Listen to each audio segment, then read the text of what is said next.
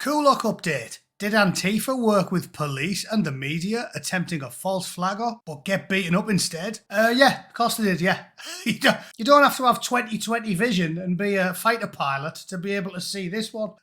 If you haven't seen the video floating around on Twitter, I will cover that next. But suffice it to say, the loony left and the feds are definitely cooperating. And again, because we're living in a global world, it's not just happening in Ireland or in England or in the United States, it's happening everywhere. The megalomaniacal costumed villains that run the world these days are in cahoots, working across the world to silence ordinary working people's dissent and magnify the shrill cries of paid activists who do not care about the working people who live in any particular community. Brazil was another big one this weekend, and I will try to cover them all as briefly as I can, well, right now.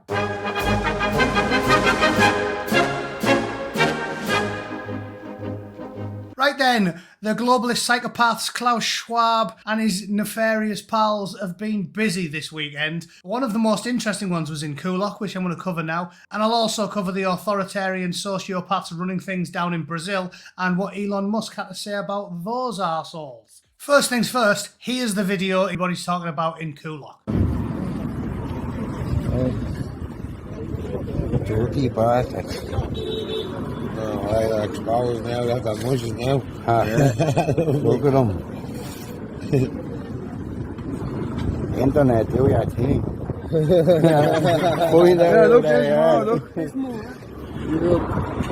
This is the far left. That looks like a hotel room, doesn't it? Probably an NGO. That looks like a hotel room, doesn't it? Yeah, that is a hotel room. Refugees welcome. Destroying the tricolour.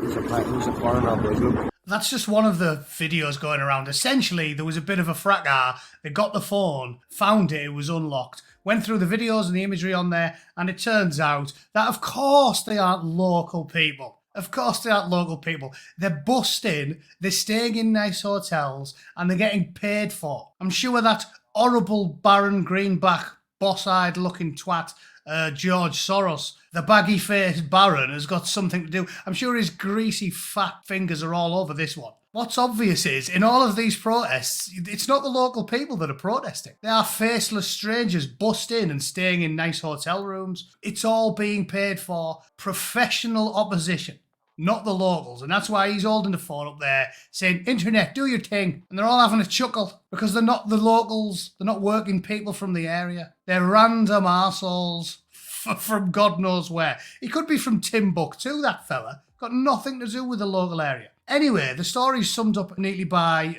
reading this article from the Burkean. In summary, leftists accompanied by journalists showed up at a protest against plans to install asylum centre in Coolock, North Dublin. They had been filming a documentary on immigration in Ireland at the time. They were confronted by protesters and while fleeing, dropped phones which were subsequently examined by the protesters. The Garda showed up remarkably quickly. Locals claimed they had been laying in wait metres away. And the simple thing to ask yourself there is, who do you believe? Who do you believe? The normal, streetwise, local lads who haven't got any particular animus against anybody and haven't got an agenda because they're not getting paid to have an agenda. They've just got an opinion and everybody is entitled to their opinion, unfortunately for you, George and Klaus and all these oily, slimy toads that run the world and ride roughshod over your opinions and your family and your rights to throw hundreds of fighting-age men from all four corners of the globe in your town. It's hilarious to me that this is going on. And when you look at the write-ups on the BBC and all of these asylum centres, they always say,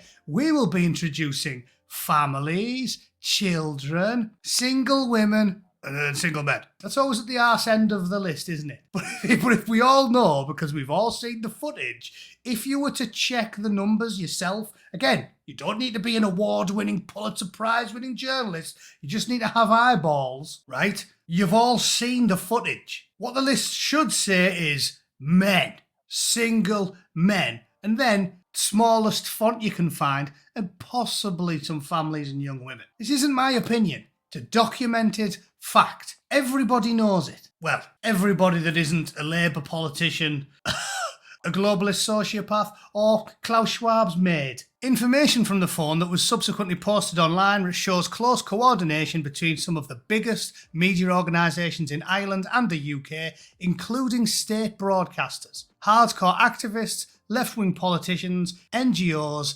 and clerics at left-wing MPs. Will nobody rid me of this meddlesome cleric? No, Henry, because this one's got a hook for a hand and he hisses when he walks. The information appears to indicate that attending leftists and media were accompanied by the obvious. You know we're talking about, them fellas. Also allegedly discovered was the fact that journalists had been closely colluding with Antifa, including buying materials, flags and disguises, to be used by them, with footage emerging of one high-profile Irish media personality apparently helping to make banners. The leaks also appear to show how journalists helped Antifa strategise on how to confront the protesters. They'd been daring anti-immigration activists to show up and confront them. This is a suspicious difference from the norm, wherein they normally avoid street interaction due to being overwhelmingly outnumbered by nationalists. Yeah, well, they've got the bit between the teeth, haven't they? Because they know the coppers are about as impartial as a particularly clingy mother. They've got an agenda. If you talk like I do, you get filled in by the rozzers. If you're a full-blown commie activist, the coppers hide in a bush and run interference for you. They might as well be putting claymores out to take on the working class lads who dare disagree with Klaus and George. We're making no claims to the exact events that transpired. At the bare minimum, it seems major media outlets collude recklessly with extreme left, some of whom may have been looking to engineer a confrontation. But many locals suspect a far more worrying scenario. Politicians, journalists, Antifa, and remarkably the police wish to stage a conflict with nationalists to discredit their cause. And lo and behold, the Orange Oracle has been proven right once again.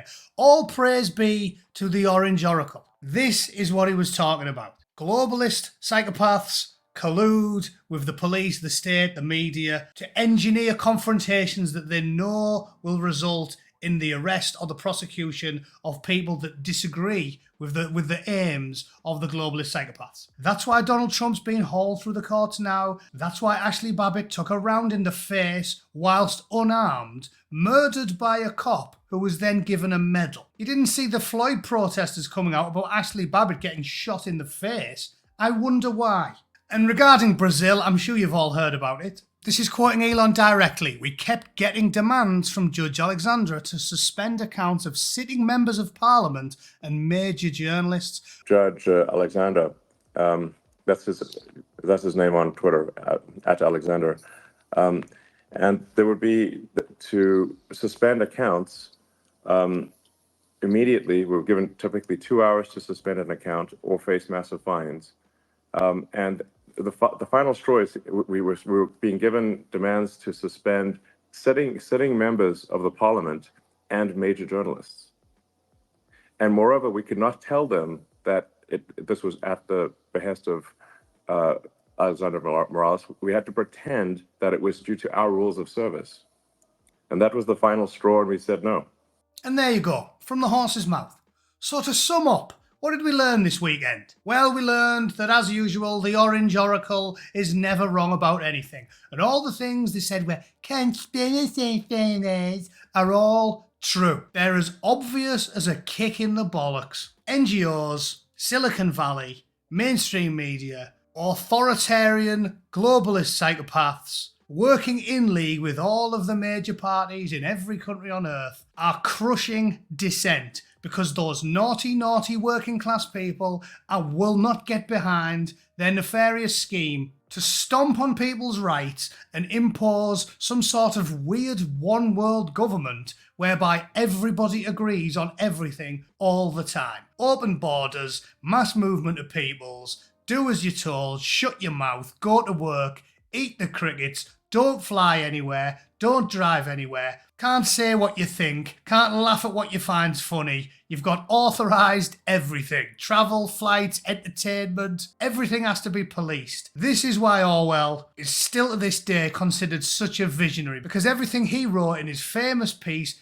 is all coming true. It's like the lunatics that rule the world, as I keep saying, read 1984 and went, yep, that's a good idea, let's do that. Thank God Elon Musk bought Twitter, because none of this had come out. Think about it.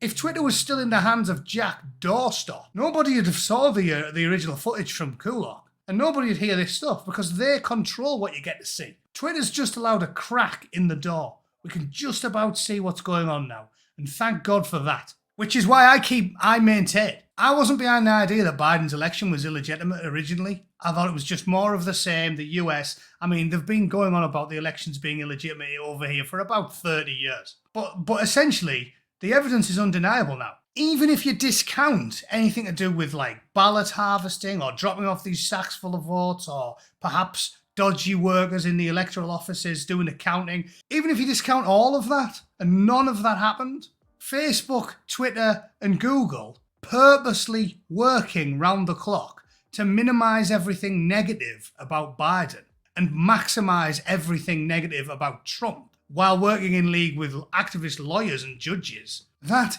is interference. That is electoral machinations. So therefore, even if you discount everything else, the actions of Silicon Valley and the activists working the legal system mean that yes, the current president can, well, I was going to say something reasonable, mature, like he is not a legitimate president, but I think instead I'll go with, you can suck my festering left knacker, you old bastard. But that's just what I think. If you think this is just a coincidence and there isn't some sort of weird evil scheme to ram neoliberal globalist politics down our throats until we love it, please let me know in the comments. Let me know in the comments and I will roundly mock you as usual. If you have any special stories you want me to cover, especially members of the channel, please throw it in the private chat and I will endeavour to read it and see if it is worth anybody else hearing about. Alright, thanks for watching. See you all very soon.